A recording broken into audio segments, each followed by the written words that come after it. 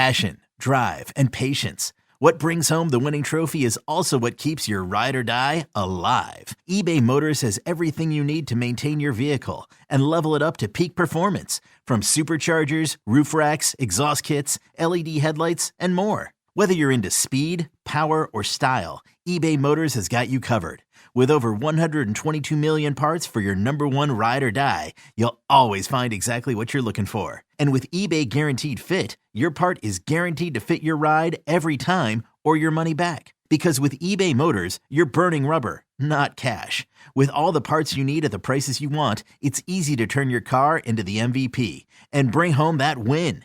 Keep your ride or die alive at ebaymotors.com. Eligible items only. Exclusions apply.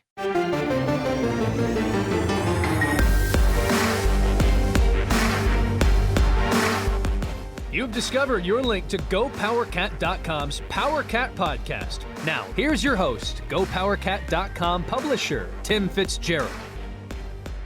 Welcome to our final edition of the PowerCat Insiders podcast for the year. We might throw some in here and there as we go along, but this will wrap up basketball, and we're going to touch on some baseball in the second half of today's show. Kind of piecing this one together in the first half. Me, Tim Fitzgerald, I'll be speaking with Jay Heidrich, our basketball analyst at Go PowerCat. In the second half, I will talk with Matt Walters, freshly back from Houston and a Kansas State baseball road trip, as we touch on K-State baseball and maybe a little women's basketball in there. But we're going to start with men's basketball, and we're sponsored by Blue Mark Energy. Does your company or employer spend $4,000 or more a year on energy bills? Would you like to reduce those costs by 25% or more and maintain the same level of service and reliability? If so, it's time to speak with Blue Mark Energy. Blue Mark Energy, K-State owned and K-State proud. Well, Jay, for everything that went wrong this season, at least they finished on a high note. They did finish playing much better defense. Nice win against TCU in Kansas City for the second straight year. This time they didn't shut down the entire basketball world because of it. It was like, oh my God, K-State played well. Shut it all down. And instead they went on and played Baylor, which we can agree is not the same Baylor team that it was earlier in the year. Still, considering Kansas State lost to Baylor by 31 and 48, losing by 6 in the Big 12 tournament seems like remarkable progress. What are your thoughts on where this team started and ended up in 2020-21? Yeah, I mean, they're obviously a better team now than they were when they started the season, with the loss to Fort Hays and a lot of the frustrations that we've talked about a lot on this podcast.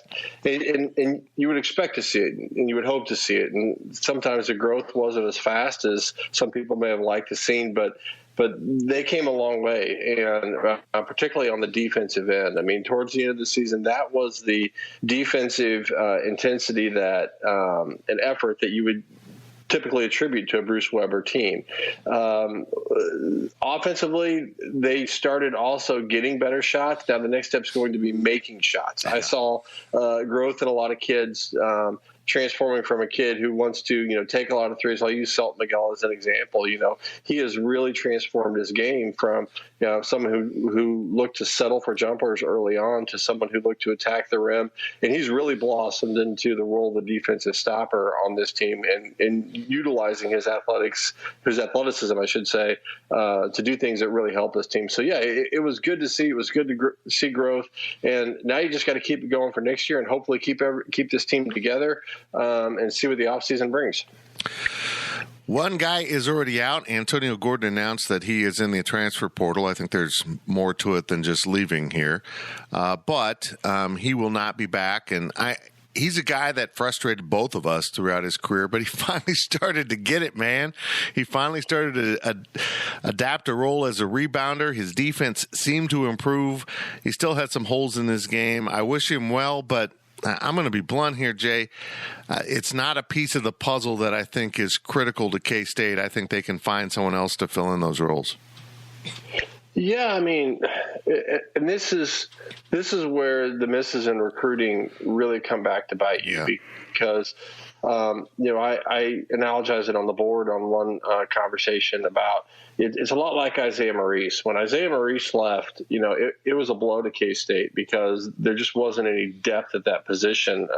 And Isaiah Maurice had started to kind of come into his own, and you saw the flashes that he could be. And Antonio's a lot of the same way. On any other top-tier Big 12 team, losing Antonio Gordon would not be a big blow to any of those teams. But to this team, I think it is a big blow. From a team that's already young, and he averaged just under 6 points and 6 rebounds a game this year for a team that averaged only 62 points a game scoring.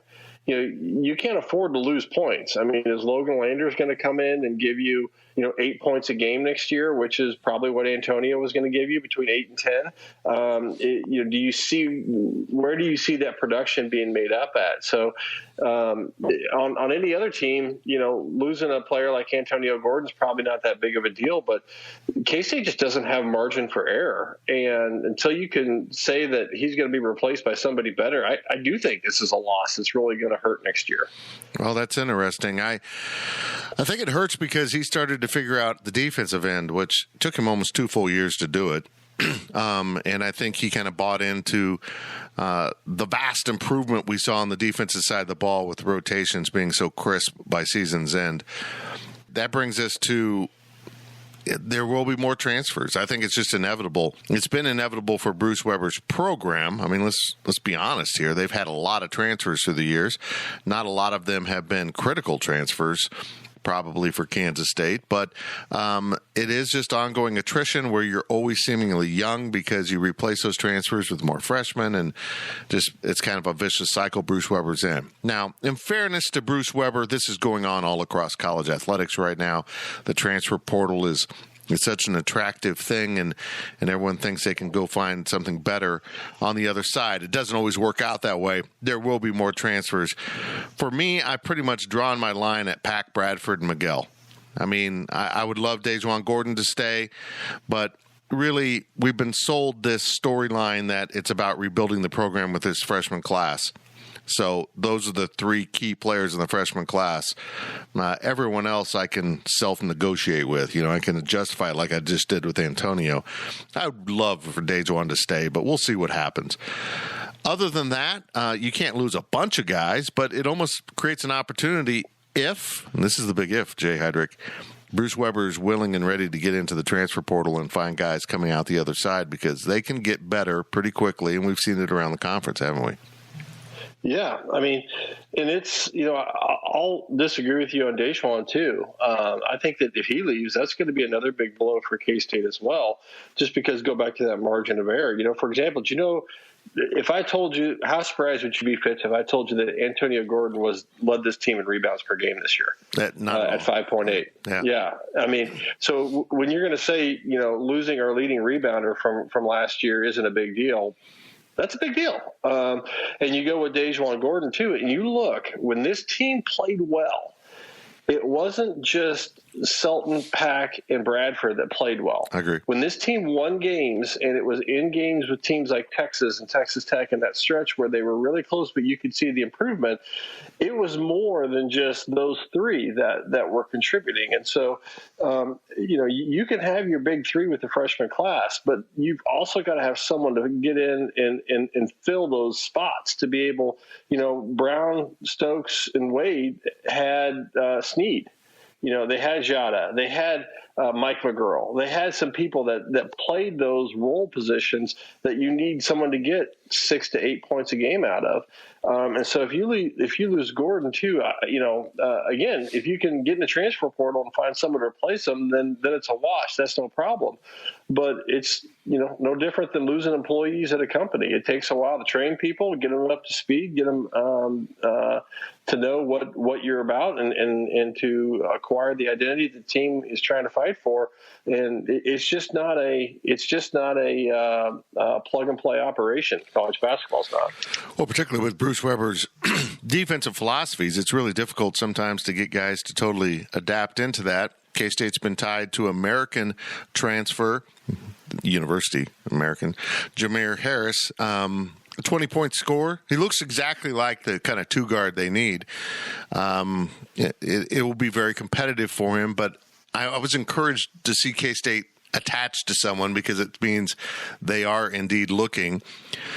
That brings me to this. Mike McGuirl's situation is very interesting. We had a kind of a counterpoint at Go Power Cat about why he should return and why he should go, and I took the why he should go side. I don't think he should go. I don't want him to leave, but if they're going to go get a kid like Jameer Harris, who's a pure 2, that means Mike McGuirl's probably looking at a diminished role. And let's just really lay it out here. Mike McGuirl shouldn't be starting in the Big 12. I mean, he just shouldn't. He should be a role guy coming off the bench, and that better serves his skill set to come in as the energy guy, the defensive stopper, maybe hit a 3 here and there. But as his minutes increased this year, his shot production went way down. His turnovers went way up. If he's back, it has to be in a smaller role if this program's going to move forward. I'm sorry, but that's just true. Yeah, if he's playing 30-plus minutes a game next year, then you're going to have another frustrating season on your hands, I fear. Mike's role is exactly like you described. He is most effective when he can come in and give you 15, 20 minutes a game. He does have versatility. He can spot. He's not a point guard, but he can spot someone at the point. He can play the off guard. He's athletic enough, I think, even though he's a little undersized, to guard the 3 and to spot you there. So he gives you versatility. He gives you a scoring option. He's an underrated athlete, I think, in his leaping ability. But yeah, they've got to find someone to not only take Mike's role, but to take that next step. And you would think that maybe that is a Deshaun Gordon that could just jump into that role and take that. But and that's where if he does leave, losing someone like that is going to hurt. But the kid from America that we've seen, that seems to be the kid that we need right now. Someone who can make shots. I think the two things that K-State has to get better at next year is making shots, whether it be perimeter shots or even at the rim. I mean, they were not great around the rim this year either, particularly early. And but someone who can make an outside shot and then also cutting down on turnovers. When you're scoring 62 points a game, you cannot just give the other side additional chances and fast break points and things like that. I mean, you've got to value every possession. So if they can do that, and I think that they'll have a chance. And on Mike's point also, just one other thing from a former player perspective, when you get to be a senior, you don't really appreciate the privilege it is to play college basketball until you've been away from it a little bit. So, it's easy for me and for everyone else to sit here and tell Mike that, you should come back. I can't believe you would walk away from that.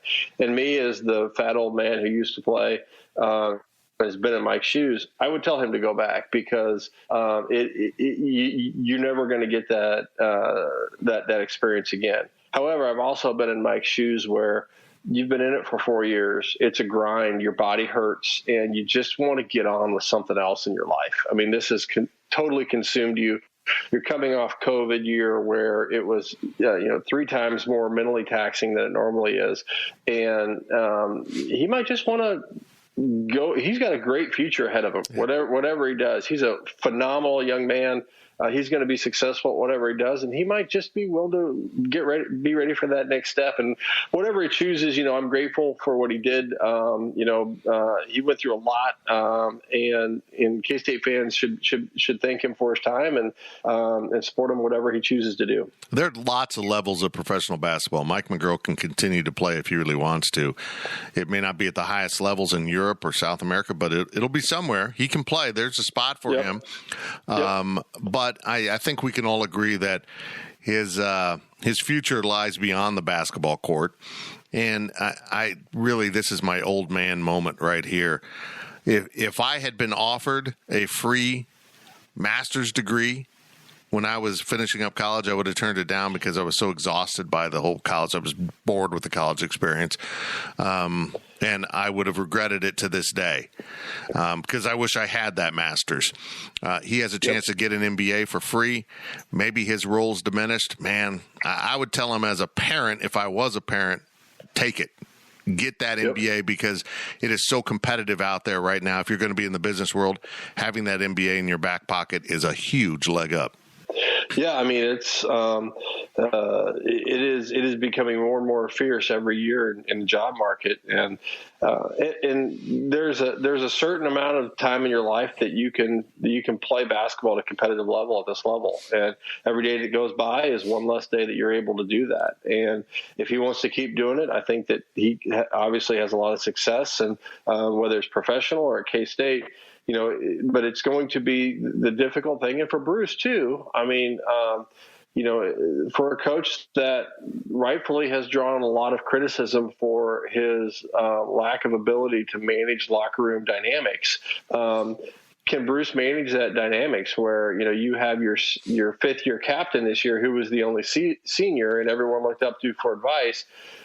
Can Mike accept and can Bruce manage the role of, hey, Mike, thanks. I know you're back, but we really don't need you anymore. You're not the man now. This is our club now, and that's something that shouldn't be overlooked either, because that's a difficult transition to make. It really will be if he chooses to come back. Bruce Weber addressed the "I'm not retiring" thing. His moment where he's going to grab the mic and say, "I'm not leaving." But that was one of the greatest video clips I've ever seen from the Wolf of Wall Street scene. Even if he's thought about it, even if he's going to do it, you're not going to say it right then and there. Not 30 minutes after your team's season just ended. Not when, even if you are retiring, you don't want the team to fall apart with a bunch of transfers. I mean, I don't know. Maybe he's not retiring. Maybe he's never thought of it.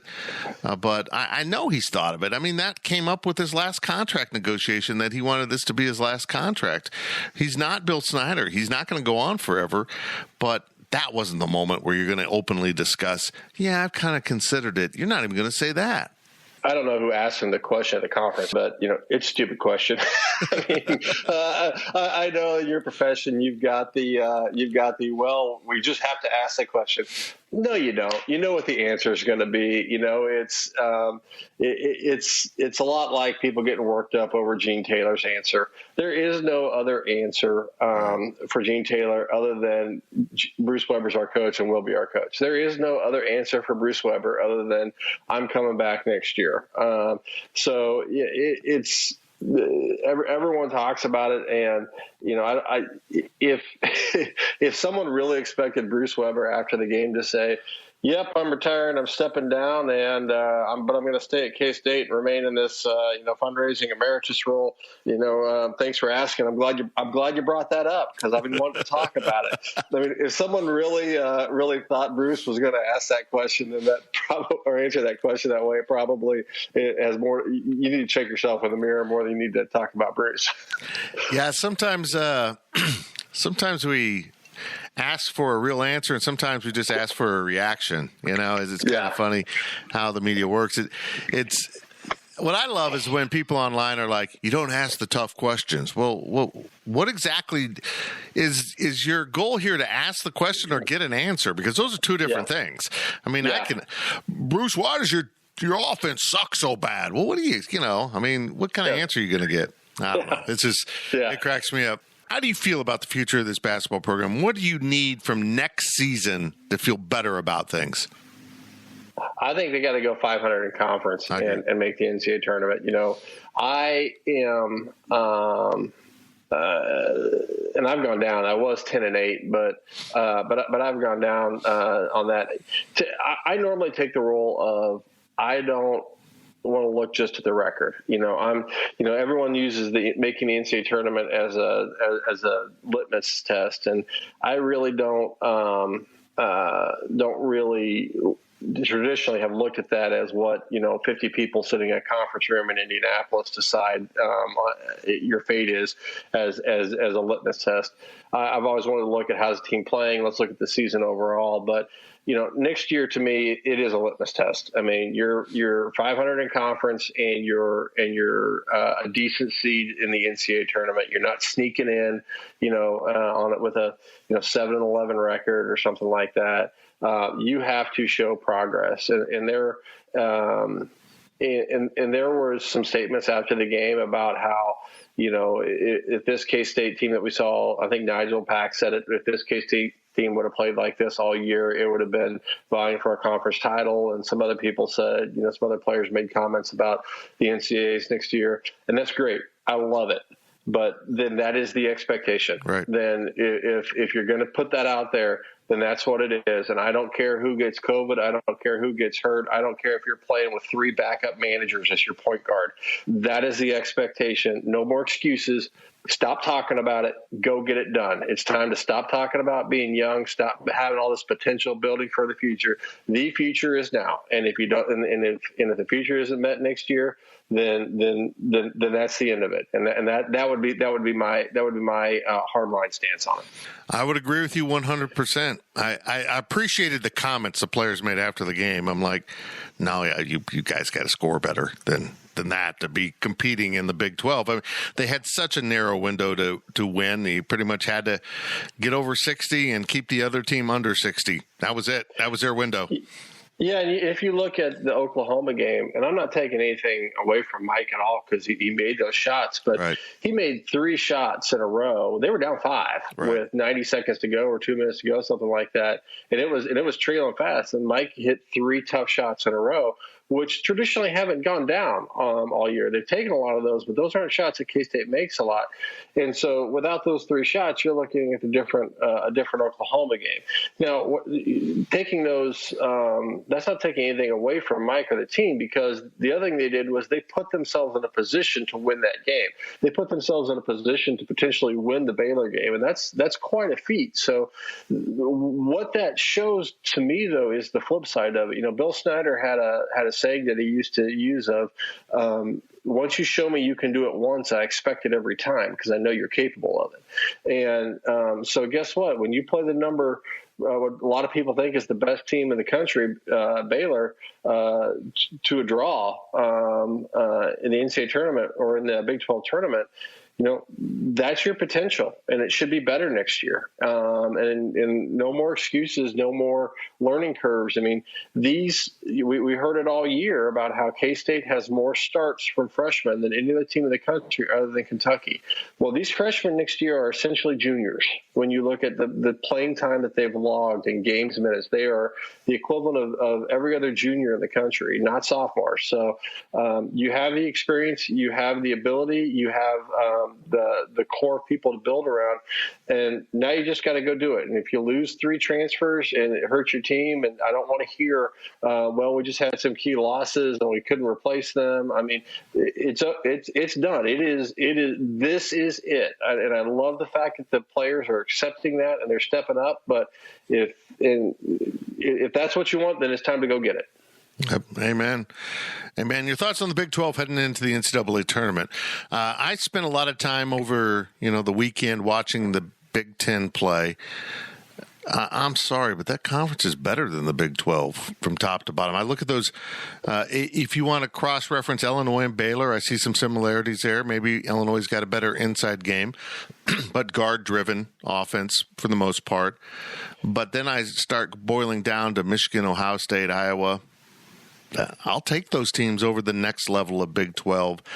I think this conference might be in for a little surprise. Now, that doesn't say I don't think there's someone or maybe even 2 teams are going to sneak into the Final Four. It would be fitting for this year if it's 2 from the Big 10 and 2 from the Big 12. We'll see if Gonzaga can hold up. But I think as a conference-wide, the 7 teams going in, I think there's going to be some teams bounced out pretty early. Yeah, I look at Texas as a potential team to get bounced out early because they rely so much on the 3 ball. Right. Which, by the way, Jericho Sims, whose brother Ty Sims played with me at K-State, if there's a more athletic, mobile big man in the country, I don't know who that guy is, because you look at that guy's body. They're brothers? Yes. Well, that family's really hung in there for a long time. Yep, they're brothers. That's crazy. Yeah, Jericho was on K-State's list, and he wasn't happy after his freshman year and was thinking about transferring. And it wouldn't have surprised me to have seen him end up at K-State. Now, he's stuck with Shaka, and it's paid off for him. Right. But I think every freshman is at some point gets frustrated, looks at transferring. But he's a phenomenal player, and I think he'll be, when he plays like he's the biggest man on the floor, which he is, he's unstoppable. Right. But I look at Texas to potentially get kicked early. I think Tech will be in it longer than people think, just because they'll guard so well. They'll keep the game low, but they have their problem with scoring droughts too. In your comparison to the Big Ten, you look at a team like Iowa, right? I mean, they didn't win the Big Ten. They weren't in the conversation with the Big Ten. They're just kind of another team that's in, right? But who in the Big 12 has Luka Garza from Iowa? I mean, that kid's a special player. And you have Wisconsin as an 8 seed in the tournament. The Big Ten is just loaded this year, and I think that the Big 12 has some teams that can go a long ways, but from top to bottom, I think the Big Ten is definitely going to be stronger than the Big 12. Who wins it all, Jay? Oh man, I think Illinois has got a good shot. They've got just as good a shot as anybody. I mean, they've got great guard play, which is what you need. They've got the ability. They've got players who can, particularly guards, who can put the game on their back and just get you a bucket. And then they guard, and they're just ferocious on the boards. It's typical Brad Underwood team. I mean, they're just mean, nasty. So I think they've got just as good a shot as anybody. I like Gonzaga as well too. I mean, we don't see enough of Gonzaga because they tip about 3:00 in the morning when I'm asleep. But I question Gonzaga because they played a great non-con, but at the same time too, going up against American University and the schools in the Big West or whatever conference they're in, it's not good. No, it's not the same. I mean, they haven't faced the same battles as a Big Ten or a Big 12 or ACC teams have. Very good. I agree with all of that. And I fear that COVID-19 is not done with us quite yet. We made it through the season. We got to the NCAA tournament. But I think we're in for a few surprises as some teams maybe disappear from the bracket this year, which will be very disappointing. Thank you, Jay Heidrich. Appreciate it very much. On the other side of the break, we bring in Matt Walters to discuss Kansas State baseball, a pretty damn good trip to Houston for the Wildcats. Right after this on the PowerCat Insiders podcast, brought to you by Blue Mark Energy. The PowerCat podcast will be right back.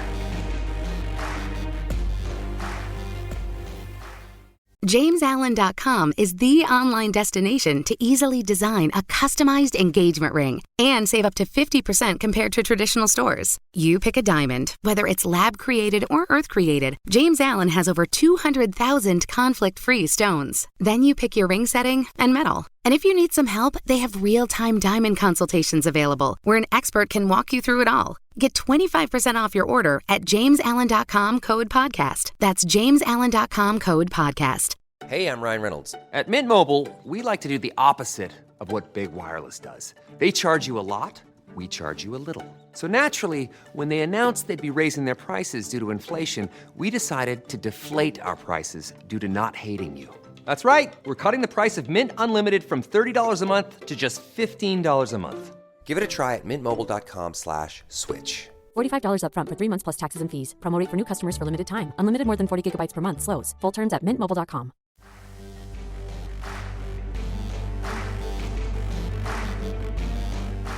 We now send it back to the PowerCat podcast. Thank you to Jay Heidrich for the first half of the PowerCat Insiders podcast. And now we continue our show with Matt Walters to talk a little baseball, slide in a little K-State women's basketball. And we are brought to you by Blue Mark Energy. Blue Mark Energy is a natural gas products and services provider serving feed yards, hospitals, hotels, manufacturers, and school districts throughout the Midwest. And Blue Mark Energy is a natural gas provider for the Kansas State campuses in Manhattan and Salina. Blue Mark Energy is K-State owned and K-State proud. Matt Walters back from Houston, where he helped cover Kansas State's baseball trip down there to take on Northern Illinois and Rice. Matt, give us the recap of the weekend for the Cats. It was fairly productive. Oh, won 3 out of 4, which you'll take that virtually every time. Kansas State very easily could have won all 4, but, K-State got really good pitching fits. The offense was a little bit up and down. Dylan Phillips, though, continues to tear it up for K-State. He had, not just a really good weekend, but a great week last week. Thought he might have a chance to win Big 12 Player of the Week. That didn't happen, but again, K-State sits at 11-5, and for the most part playing pretty good baseball. Some things they've got to get cleaned up, without a doubt. But again, progress is being made, and I think the Cats are going in the right direction. Anytime you can go down to Rice and split 2 games with the Owls means you've done something right. And boy, they came so close, losing that series finale 1-0, and with a late run by off an error, I believe, for the Wildcats. So as much as they've got to feel good about the weekend, they really did let that one slip away. Yeah, they got such good pitching on Sunday night, and again, they had to wait around all day because of rain. But what was tough is it scored an error, but it was there's some credit that goes to Rice. They had the runners in motion on the play when it took place. Luke Beckstein took it off of his chest, which. Again, as hard as the ball was hit, that's not where the error came. The error came when he went to pick it up, and he would have been able to make a play at the plate. He had a throw, but he bobbled it, and that's where the error came. And, again, it was a roll of the dice by the Rice coaching staff to send the runners in motion. Kansas State, I think, while that was disappointing, has nothing nothing but reasons to keep their heads up. I think this is a big week coming up, Fitzy. They play New Mexico, a team that they lost to, let a lead get away down in Arizona to start the season in that 4-game set. And, I think K-State will be laying for them. They're going to get, a little bit of rest. 6 games last week, I think maybe wiped out the squad a little bit. They won't say that, but that's a tough week. And, no midweek games. So hopefully K-State's rested up and raring to go come Friday when the Lobos are here. Yeah, this is we're getting down the stretch of the heart of the non-conference schedule. New Mexico, go to Wichita State, and then you open up with Oklahoma State. Man, Matt, baseball is the season. I can't believe how far into the season we are already. Yeah, we're just past the quarter pole already. In fact, this weekend there's 2 Big 12 series coming, and one of those 2 is Oklahoma State and Texas Tech down in Lubbock, and that ought to just be a knockdown drag out. So I would tell folks to keep an eye on that. And when K-State goes to Stillwater next week, they're going to play in that beautiful brand new stadium. Oklahoma State, to their credit, avoided a sweep at the hands of number 2 Vanderbilt over the weekend. They won the Sunday game 10-6, and Vanderbilt's at an incredibly high level, and they have been for a while. But Oklahoma State, that's their only 2 losses of the year to this point. That's going to be, that's going to be a tough series when it rolls around. But again, I like the way K-State's playing. I'm curious to see how they do at Wichita State next Tuesday. That's always a fun interstate rivalry. They're only going to play once this year due to, the way things worked out scheduling wise because of COVID. But if K-State can continue to get good pitching, they can, find some more guys to lean on the staff, and then the offense. If the offense can come around and continue to do so, this could be a pretty good baseball team when all is said and done. Yeah, is there anything in particular? I mean, you mentioned the broad strokes here that K-State really needs to shore up as conference season arrives. Well, Well, defensively, at shortstop, and you hate to just single out one guy because it's not a one guy thing. Cameron Wilmans, made 6 errors already. K-State's just got to shore some things up defensively all the way around. Offensively, as talented as this lineup is, Pete Hughes wants to see them do better hitting off-speed material, hitting curveballs, hitting change-ups, and that's part of what caused them problems against Northern Illinois, and for that matter, Rice on Sunday night. Just right now, they're struggling against lefties, and they're struggling against off-speed pitches. And when you get into the Big 12, you're going to see great pitcher after great pitcher who has really good stuff. So I would say those are a couple of areas, to keep a close eye on. Well, it's been interesting. I know fans are fired up for baseball, Matt. It's going to be good to have them home for the weekend. Hopefully we have good weather. And I hope they can get the capacity up at the stadium. I feel like there's a far greater desire to see baseball right now than what the capacity is being allowed to be.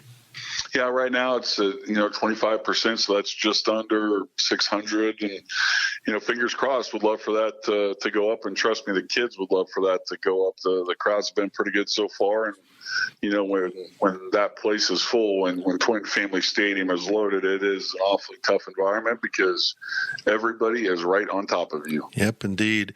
A little personal question here. You've moved out of the full-time media business, but a trip like this has to be fun for you. I mean, to kind of just have a whole entire weekend where you're just doing nothing but calling baseball. I know that's your love.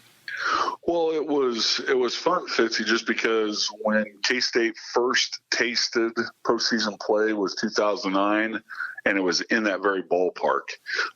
They were in the Rice Regional. K-State got within a win of getting to a super regional, and they would have gone to LSU. So, yeah, brought back just a flood of memories. And, yeah, I mean, I love football and basketball, and obviously baseball is the one I've done the longest at K-State. I think there's other things to worry about, but I think this is my 27th year of doing baseball.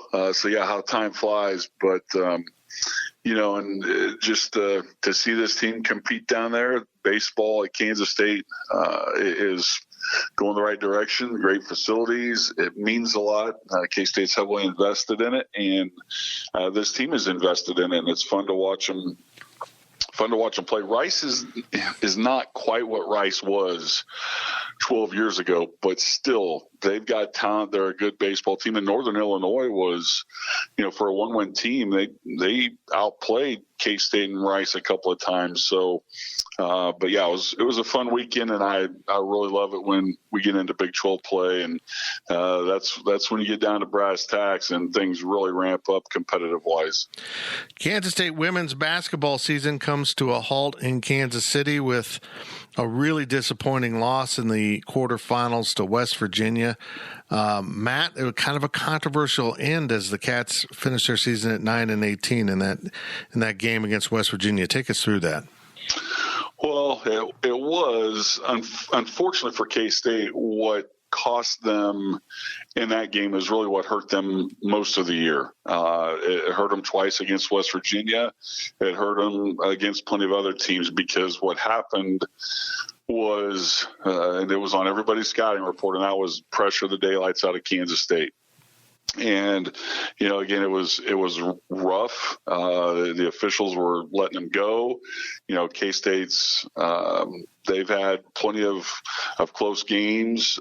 Twice West Virginia came from 10 down, but, what happened at the end, controversial, but, K-State, and they'll tell you they should not have been in that predicament. To give up that kind of run, to turn it over 4 times in the last minute or so was beyond frustrating. But again, that was kind of a sign of what the season was all about. What needs to change for the K-State women's basketball program to get back on track? Well, from my perspective, and the way I look at some things, I think one thing that needs to happen is K-State's got to find a floor general that can run the show and can do it for a long period of time. They've had some grad transfers recently. There's I think a chance that Jeff Mittie looks for another grad transfer. And that front, Jada Moore, who was a freshman this year, I think has the ability. So I think point guard is something you've got to keep an eye on. I also think that, a couple of things, Kansas State's got to get better at handling pressure, handling the basketball. And I think growing as a team, there's a lot of talent on that squad. They were picked preseason number 4 in the Big 12 for a reason. They got a lot of respect from around the conference, but I think chemistry-wise, there are some things that can improve as well. But Jeff Mittie and his staff are going to have their work cut out for them on the recruiting trail. I'd like to see K-State become a little more athletic. When you look at obviously Baylor, you put Baylor to the side because of what they are, but, become more athletic like Texas and West Virginia. They're going to have to get some more scoring pop outside, I think. So it's not just one or two areas, Fitzy. I think there's a number of things that have to transpire. And, we'll see. There's very good talent in this state. We'll see if Kansas State's able to land some of those kids coming up. But, it was a very frustrating year all the way around for the staff and for the kids, I'm sure. And I know you're tight on time, but give me your thoughts on how the K-State men finished up winning 4 out of 6 and really kind of pushing Baylor at the Big 12 tournament. Yeah, I was impressed by that. I think, again, good things lie in front of this basketball team. Hate to see Antonio Gordon transfer, but it is what it is. And, Bruce Weber is going to be involved in the portal. I'm really excited about the kid that's coming from Wisconsin, Fitz. I think he's going to make a big difference for this basketball team, especially when he adds another 15 to 20 pounds. I'm a big fan of Nigel Pack, what Davion Bradford did against Baylor, I think speaks volumes of what he's going to do down the road. I want him to work every day inside of about 7 feet and just become a real beast for this squad. Again, some guys I think came along during the year, and again, the recruiting trail is going to be big. But as much of a grind as it was, especially in that 13-game skid, I think what K-State did in the last few weeks is real positive, and I think they're going to be vastly improved come next year. Well, Matt, we'll let you go. Thank you very much, and we look forward to hearing you on the radio with the K-State baseball program. All right, Fitzy, take care. That was our friend Matt Walters as we wrap up this edition of the PowerCat Insiders podcast, our last regularly scheduled one of the year as basketball has come to a halt. However, we will reconvene on occasion probably to discuss baseball because I know a lot of K-State fans are very, very interested in this K-State baseball program, which is showing a great deal of promise. As Matt said, they have no midweek game this week. They have a weekend series at Tointon Family Stadium with New Mexico, a program they met to start the season down in Arizona. They go to Wichita State on Tuesday, March 23rd before opening up Big 12 play with Oklahoma State on that last weekend of March. Really, really excited to have some baseball here in town, and we will be following along at GoPowerCat.com. Our own Cole Carmody has come on to the staff to help guide us through baseball season, as I know fans are very interested, and in part because basketball was so disappointing this season in Manhattan. And also follow along at GoPowerCat.com for all of the information about K-State recruiting and the transfer portal, because it's going to be such a huge offseason for Bruce Weber and his coaches. And check out our daily deliveries. They're not daily. I'm a liar. They come about 3-4 times a week, a little video opinion piece for me as we change our coverage a little bit to be a little more concise and to the point for folks, because it's a busy world, and we know you want to still find time for K-State sports. Well, I'm Fitz, and this has been the PowerCat Insiders podcast. We're going to have a couple questions podcast for you this week, a regular version of the questions podcast in which we take your questions from Wabash Station from our subscribers. And also, Zach Carlson and Ryan Gilbert and I will be convening tomorrow for our annual bracket breakdown. We're going to go through the bracket and decide who wins this national championship and see how close we can come to predicting how the Big 12 and everyone else does in the NCAA tournament that starts this weekend. Thank you to Blue Mark Energy for all they do in supporting Kansas State sports. And if you have needs in natural gas, I know it's going to be a trying time as prices have spiked. Make sure you get a hold of Blue Mark Energy out of Tulsa. They are K-State owned and K-State proud. PowerCat Podcast. All rights reserved. GoPowerCat.com and Spirit Street Publishing.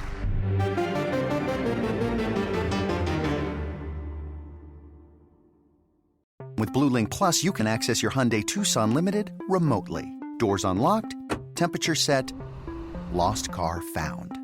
There it is. Get complimentary class-leading Blue Link Plus. Call 562-314-4603 for complete details.